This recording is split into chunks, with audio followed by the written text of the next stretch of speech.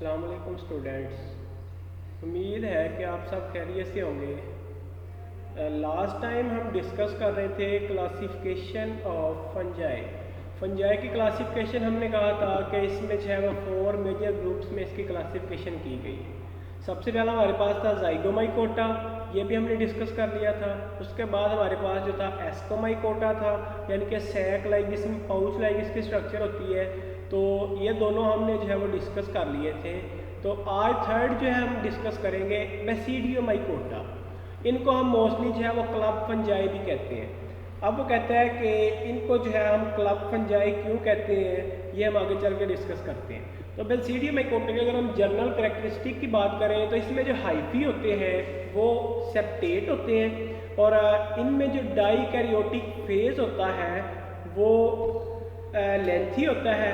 और ये जो मोस्टली जो है ये बेसिडियोमाइकोटा जो है ये मोस्टली क्या होते हैं, यूनिसेलुलर होते हैं। और इसके अलावा इसमें ए सेक्शुअल रिप्रोडक्शन जो है वो नहीं होती, बहुत अनकॉमन है, मतलब कि कॉमन नहीं है, इसमें इतनी ज़्यादा नहीं है। तो जब हम बात करेंगे सेक्सुअल रिप्रोडक्शन की, तो सेक्सुअल रिप्रोडक्शन में इसमें बेसिडिया जो है वो एक बॉडी है और ये क्लब शेप्ड होती है। चूँकि बेसिडिया जो है क्लब शेप होती है, इसलिए हम इसको जो है ना क्लब फंजाई भी कहते हैं, इसलिए जो है ना इनको क्लब फंजाई कहते हैं। और जैसे बेसिडिया जो है इनमें फिर क्या होती है, प्लाज्मोगैमी होती है, यानी कि साइटोप्लाज्म जो है वो फ्यूज होता है अब दोनों हाइफी का।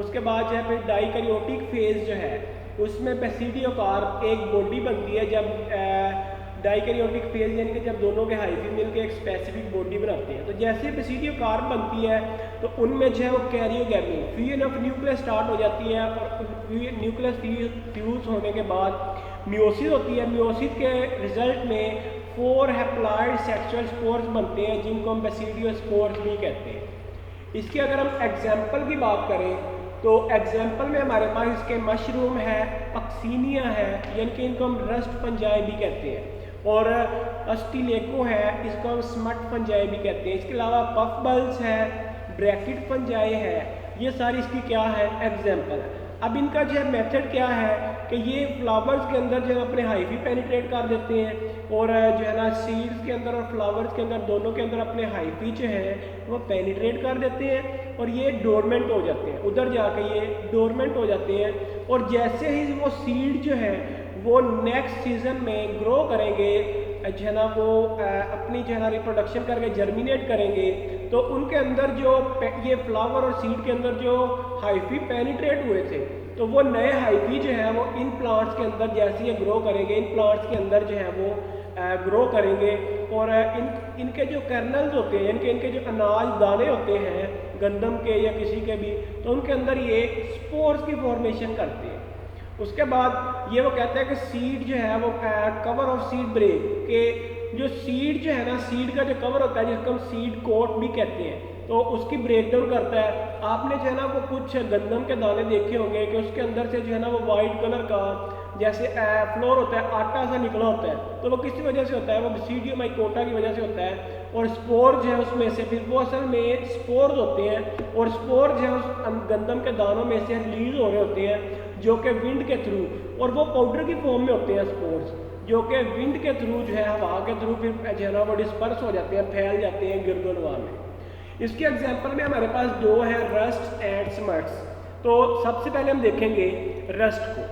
रस्ट क्या होते हैं, रस्ट वो कहता है कि बेसिकली जो है ना ये रस्टी ऑरेंज और येलो कलर के होते हैं।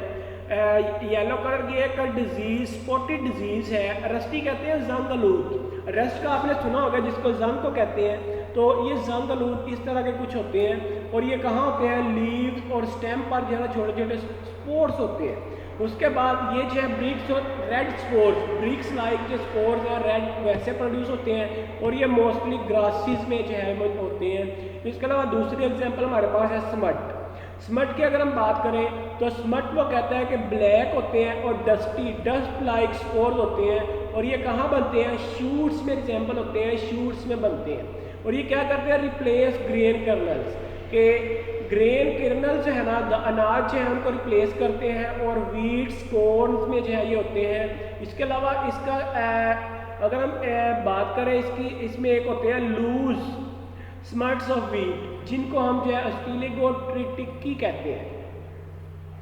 ऑस्ट्रेलियोगोट्रिटिकी जो है वो क्या होते हैं, लूज मट्स ऑफ वीट के ऊपर जो है ना स्पोर्स प्रोड्यूस होते हैं, उनको हम और जो इनके ऊपर स्पोर्स प्रोड्यूस होते हैं उनको हम टीलियोस्पोर्स भी कहते हैं, जो कि विंड के थ्रू जो है वो जो दूसरे हेल्दी होते हैं, हेल्दी कॉर्न्स होती है या हेल्दी जो है वो वीट होती है, उनके जो किर्नल्स होते हैं, अनाज दाने होते हैं, उनको जाके इफेक्ट करता है। यानी कि ये किसके थ्रू, ये बेसिकली जो है विंड के थ्रू जो इन्फेक्टेड होते हैं ना वीट की, आपको पता है कि जो गंदम के सिट्टे होते हैं उनके ऊपर जो वहाँ से जो है ना हवा के थ्रू जर्मिनेट करते हैं और किसी हेल्दी पे जाते हैं और वहाँ जा क्या करते हैं जी, ग्रो करते हैं। उसके बाद इसके हम अगर हम डायग्राम देखें तो डायग्राम में नज़र आ रहा है आपको, ये देखें ये दो हाइफी जो है वो पहले आपस में क्या कर रहे हैं, मीटिंग कर रहे हैं। मीटिंग करने के बाद इनमें डाइकैरियोटिक माइसीलियम बने हैं और ये इनमें जो है एक बॉडी की फॉर्म बन गई है।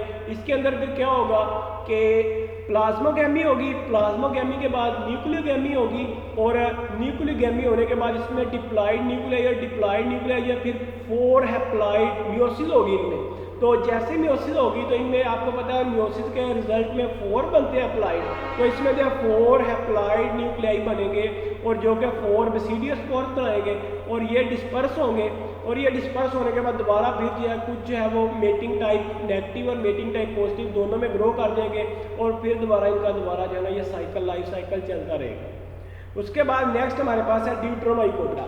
ड्यूट्रोमाइकोटा जो है बेसिकली ये इम्परफेक्ट फंजाई है और इनमें कोई सेक्सुअल रिप्रोडक्शन नहीं होती और ये मोस्टली जो है वो एस्कोमाइसीड से बिलोंग करती हैं और ये जो है कुछ अदर जो है इनके जो ग्रुप है उनसे भी रिलेटेड है। और अगर तो कहते हैं सेक्सुअल स्ट्रक्चर इनमें जो है ना मिल जाए तो ये हम जो है ना किसी अप्रोप्रिएट यानी कि बाकी जो 3 ग्रुप्स हैं उनमें से किसी एक में इसको जो है ना डिज़ाइन कर देते हैं और इसकी जो है क्लासिफिकेशन वो इसके डीएनए की बेस पे होती है।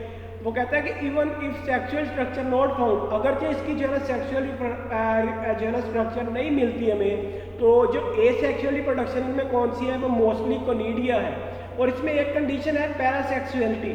पैरासेक्सुअलिटी एक स्पेशल काइंड का जो है ना जेनेटिक, अब इसमें क्या होता है कि जो सेम हाइफी होते हैं वो आपस में मिलते हैं, मिलने के बाद उनमें जो है ना जेनेटिक मटीरियल जो होता है वो चेंज होता है और जेनेटिक रिकम्बिनेशन बन जाता है। इस तरह इनके जो क्रोमोसोम का स्पेसिफिक पोर्शन होता है न्यूक्लियाई के अंदर वो एक्सचेंज होते हैं।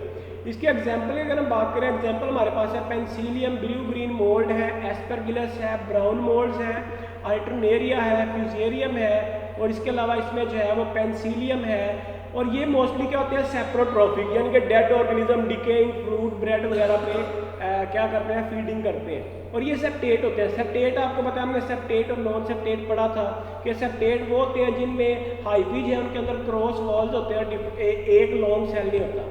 उसके बाद इसमें जो एसेक्सुअल आपको पता है कोनिडिया होती है, कोनिडिया के थ्रू इनमें जो है वो रिप्रोडक्शन होती है और इनकी जो कोनिडियोफोर्स है ना वो ब्रश लाइक होते हैं, जैसा कि आपने सिट्टा देखा है ना गंदम का, बिल्कुल वैसे होते हैं इनकी स्ट्रक्चर और ये ग्रो करते हैं और क्या बनाते हैं, माइसीलियम की फॉर्मेशन करते हैं। तो आज का हमारा जो है टॉपिक वो यहाँ तक था। अगर किसी को कोई क्वेश्चन है तो वो इसको सुन के अच्छे से पूछ सकता है।